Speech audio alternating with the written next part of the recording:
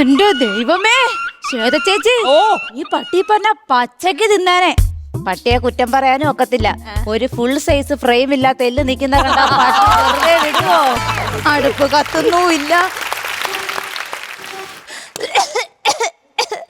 എന്റെ ദൈവമേ, ചുമക്കാനെങ്കിലും ഉള്ള ഒരു ചിരി ഉയരെനിക്ക് തരണേ.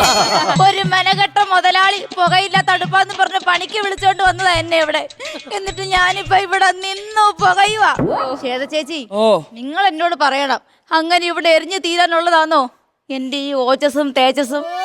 കാര്യം ചേച്ചിക്ക് മാത്രമേ ഇത് മനസ്സിലാവൂ. സൗന്ദര്യത്തിന്റെ കാര്യം വരുമ്പം ഞാനും ശ്വേത ചേച്ചിയും ഒരേ ത്രാസിലാന്നല്ലോ. അസൂയ മൂത്ത് ആരും പോയി തൂക്കി നോക്കണ്ട. ശ്വേത ചേച്ചി വിഷമിക്കുന്ന കണ്ട എനിക്ക് സങ്കടം.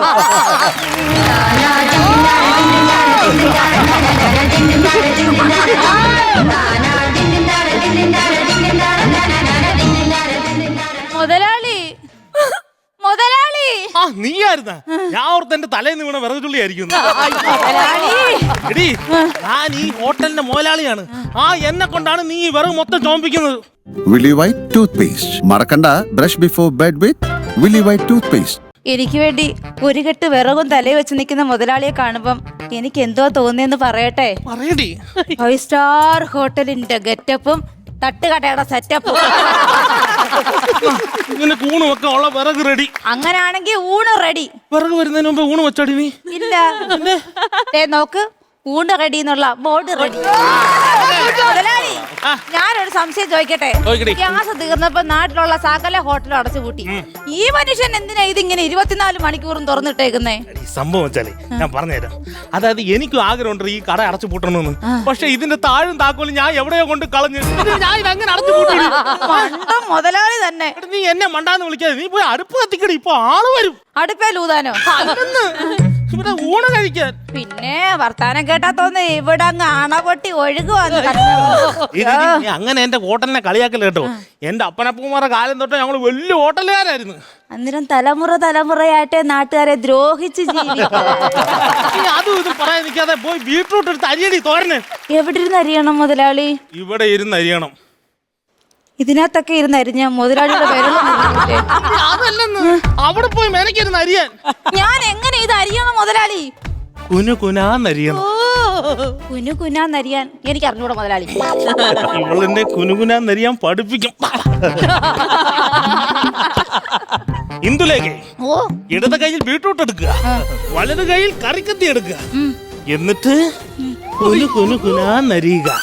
എങ്ങനെ അരിയണം മുതലാളി? കുനുകുനെ ചെറു കുറുനിരകൾ ചുവടിടും കവിളുകളിൽ. ചെറു കുറുനിരകൾ ചുവടിടും കവിളുകളിൽ. മുതലാളി, അരിഞ്ഞു കഴിഞ്ഞൊരു ഹാ വെച്ചത് എന്തിനാ? അത് ഞാൻ ബീട്രൂട്ട് തള്ളി ആ ബക്കറ്റ് ഇട്ടതാ. അരിഞ്ഞോണ്ട് ഇവിടെ നിന്നാ മതിയോ? സാമ്പാർ വെക്കണ്ടേ? സാമ്പാർ വെക്കണം.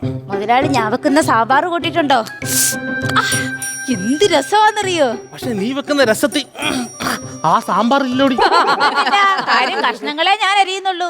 അരപ്പ് കൂട്ടുന്ന മുതലാളിയാണോ? കഷ്ണം അരിയുന്ന കാര്യം പറഞ്ഞപ്പോളാ. ഈ സാമ്പാറിന്റെ കഷ്ണം അരിയുമ്പോ എങ്ങനെ അറിയോ? കത്തിരിക്ക ഈ നീളത്തി അരിയണം, വെണ്ടയ്ക്ക ഈ നീളത്തി അരിയണം, പടവലങ്ങ ഈ നീളത്തി അരിയണം. അങ്ങനെ ആണെങ്കിൽ മുതലാളിയുടെ ഈ വിരൽ എനിക്ക് തരണം മുതലാളി. മുതലാളി ഇല്ലാത്തപ്പോ എനിക്ക് അളവ് തെറ്റത്തില്ല. മുതലാളി, ഇവിടെ വെച്ചത് നെയ്യപ്പം കവറും കൂടെ മുതലാളി എന്തോ ചെയ്ത്? അയ്യോ, അത് നെയ്യപ്പായിരുന്നോ? ഞാൻ ഓർത്ത് റബ്ബറിന്റെ ഒട്ടുപാല എന്നോർത്ത് കടയിൽ കൊണ്ട് വിൽക്കുകയും ചെയ്ത് 300 രൂപ മേടിച്ചു. ഒന്നോർത്ത് അത് നല്ലതാ. ഇവിടെ വരുന്ന കസ്റ്റമറും അത് തന്നെ പറയുന്നേ. ഇവിടുത്തെ നെയ്യപ്പത്തെക്കാളും നല്ലത് ഒട്ടുകറയാണ് മുതലാളി. പിന്നെ കാര്യമുണ്ട് കേട്ടോ.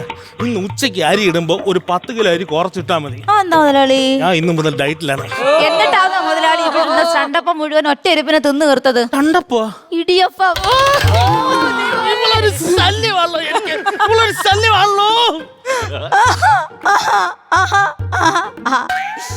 മുതലാളി പറഞ്ഞത് കേട്ടോ? ഇപ്പൊ ഞാൻ മുതലാളിക്ക് ഒരു ശല്യമാന്ന്. പണ്ടൊരു കർക്കിടക വാവ് ദിവസം പന്നിപ്പനി പിടിച്ച് പനിച്ച് വിറച്ച് ഇവിടെ കിടന്ന മുതലാളിയെ കാക്കയ്ക്കും പൂച്ചയ്ക്കും വിട്ടുകൊടുക്കാതെ ഞാൻ എന്റെ ഒക്കത്തെടുത്ത ആശുപത്രി കൊണ്ടുപോയ. എവിടെ ഇരുത്തി? ഞാൻ എന്റെ ഒക്കത്തെടുത്ത 5 കിലോമീറ്റർ അപ്പുറത്തുള്ള ആശുപത്രി കൊണ്ടുപോയെ. എത്ര കിലോമീറ്റർ? 2 കിലോമീറ്റർ. എത്ര? എങ്ങ കൊണ്ടുപോയില്ല, ഇവിടെ കിടന്ന് പാരസെറ്റമോള് കലക്കി തന്ന്. ആ അങ്ങനെ പറ, നീ അങ്ങനെ പറയടി. നീ എന്നെ കൊണ്ട് കടത്തി എന്നുള്ള കാര്യം നീ പറയില്ല കേട്ടോ. അല്ലെങ്കിലും മുതലാളിക്ക് ഇപ്പൊ എന്നോട് ഒരു സ്നേഹമില്ല. ഞാൻ പിണക്കവാ. എന്തിനാ ഞാൻ ഇന്നലെ നല്ല ഒന്നാന്തരം മഞ്ഞ ചുരിദാറൊക്കെ ഇട്ട് മുതലാളിയെ കാണിക്കാൻ ഒരുങ്ങി റെഡിയായി വന്നപ്പോ പുറത്ത് വാഴയ്ക്കപ്പ റെഡി എന്നുള്ള ബോർഡ് വെച്ചേക്കുന്ന ഈ മനുഷ്യൻ പിന്നെ ഒരു ഫിഗർ ചെയ്യുമ്പോ നമ്മൾ അതിന്റെ സപ്പോർട്ട് തരണ്ടാ. വലിയ സപ്പോർട്ടായി പോയി. അത് മാത്രോ, ഇന്ന് ഇത്രയും നേരമായിട്ട് ഞാനൊരു ആഹാരം കഴിച്ചിട്ടില്ല.